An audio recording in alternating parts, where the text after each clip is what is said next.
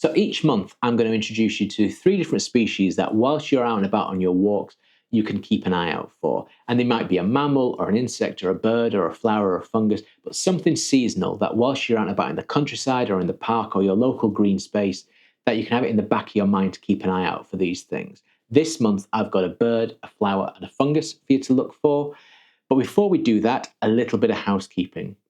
Back in November, Lauren and I had a walk over in North Wales, and we found a mushroom that has since been DNA sequenced and confirmed as Neolentinus kaufmannii, which doesn't have an English name and is new to the UK. Its traditional kind of habitat is over in the Pacific Northwest of the States, not in North Wales. And it goes to show that whilst you're out and about, you could genuinely find something quite exciting. Now, the specimen I'm showing you on the screen is not the best looking specimen because I didn't have my camera with me, I should know better, when we were out on our walk. And this has gone quite a few miles in my rucksack and then the drive home just before it's been dried and sent off to have its DNA sequenced. So it's not the best looking of specimens. Later in the year, I hope to go back and get some shots of it in the wild. There's plenty of it, so hopefully I've got high hopes for later in the year. So yeah, an exciting way to start the year, confirming a new species of fungus for the UK.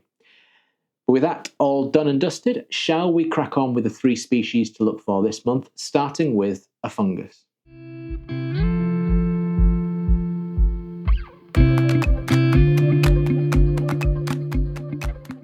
So if you're thinking about heading out into the woods this month, can I recommend looking around some old rotting log piles covered in moss for the delightful Scarlet Elf Cup. This is a fungus that's usually found on things like willow or hazel or sycamore, and it's a saprophytic fungus. And what we mean by that is it rots down nutrients and supplies lots of food for our spring flowering plants. And it usually occurs from December through to April, although in a normal year, February and March is when it's at its peak. Can be gregarious. We're not just looking for 1s and 2s. You sometimes find hundreds of them on rotting log piles.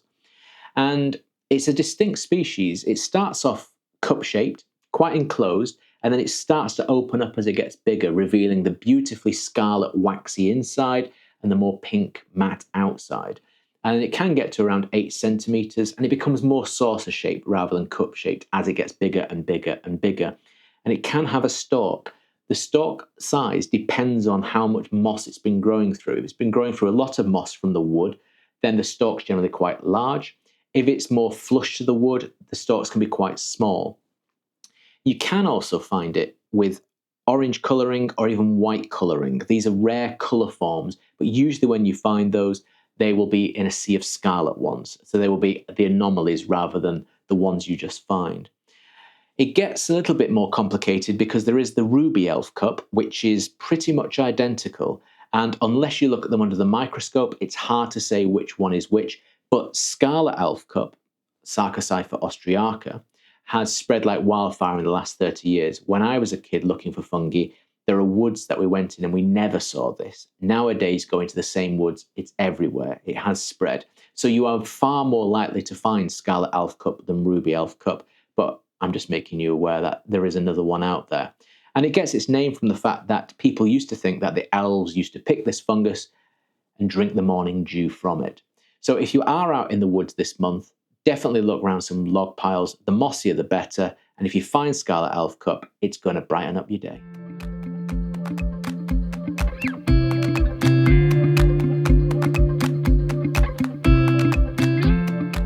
This month, if you want to go and appreciate one of our most underrated waders, a bird that often associates with turnstone, then can I recommend going looking for the quite charming purple sandpiper. It's a bird that likes rocky coastlines. It doesn't really like endless sandy beaches and can be quite confiding. They winter here from places like Greenland, but sadly in the last 30 years they've declined by about 15%. Now, you might be wondering why they're called purple sandpiper. Well, in direct sunlight, their feathers are iridescent and they are absolutely purple. But when it's in shade or if it's a dull day, they just appear grey, and it's only the punctuations of the orange bill and the legs that make them stand out. In breeding plumage, they're not purple at all. They're much more mottled, perfect camouflage for where they're nesting high up in the Arctic. They occasionally breed in the UK, but we're talking about a pair every few years somewhere in Scotland. it's almost definitely not a breeding bird in the UK anymore. If you are looking for purple sandpiper this month, can I recommend Ross-on-Sea in North Wales? It is a fabulous place to go and encounter this bird. You can park on the main road, and it's only a 20-30 steps down to the promenade where you can look over the railings, and at high tide, the birds get pushed in and go and roost on the sea defences, usually turnstone and purple sandpiper together. They're only 20 or 30 feet away from you. These birds are so used to cyclists and dog walkers and just general walkers and bird watchers that they're really not fussed by people. So you can get really, really close to them, but it needs to be high tide. At low tide, they're in amongst the rocky shore. They're very, very difficult to see then. And as the tide comes in, it pushes them up onto the sea defences where they'll roost and preen. And you've got a couple of hours basically to kind of get to grips with them. So if you are looking for somewhere to go, I really, really recommend Ross-on-Sea. These birds are remarkably site faithful, so they come back year after year to the same places. So if you do go there and you go there the year after, you're probably going to be looking at the same birds and probably their offspring as well. So this month, Ross-on-Sea, purple sandpiper, what's not to love?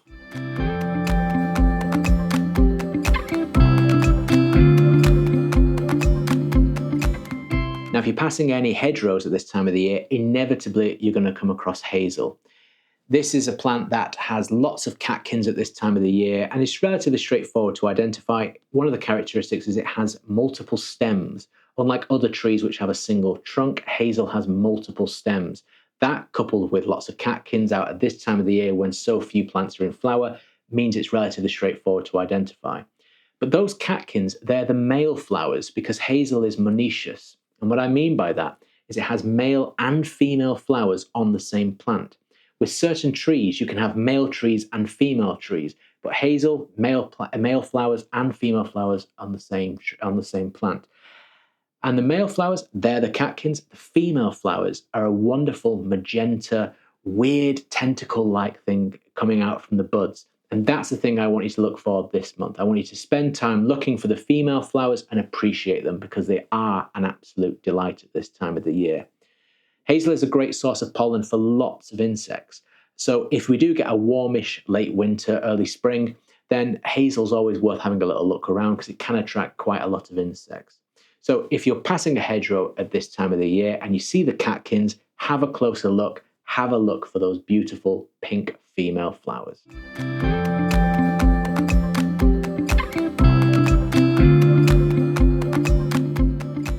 Now, I know I said I only had 3 species to share with you, but I'm going to throw in a bonus one. And it's a bonus one because it depends what the weather's going to be like in February. It could go quite mild, in which case you've got no chance of seeing this. Or it could go quite cold, in which case hair ice becomes something to look for. And hair ice is caused by a fungus called hair ice crust. And the fungus, for it to produce this weird ice formation, needs a number of things. It needs to be growing on hardwood, usually beech, where the bark has been taken off. So you just got the exposed wood with no bark on it. It needs the air temperature around it to be less than 0, but the wood not to be frozen. When you've got all those conditions together, then if it is frosty, the fungus will cause this ice to form like cotton candy, like hair strands, just a few millimeters in size. It's incredibly delicate.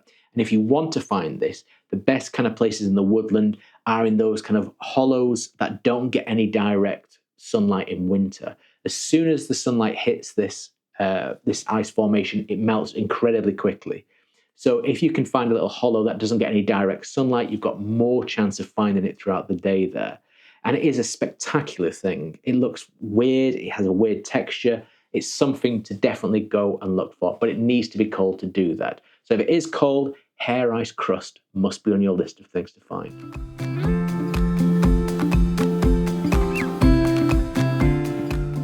So there we have it, 3 species and a potential bonus one for you to go out and find.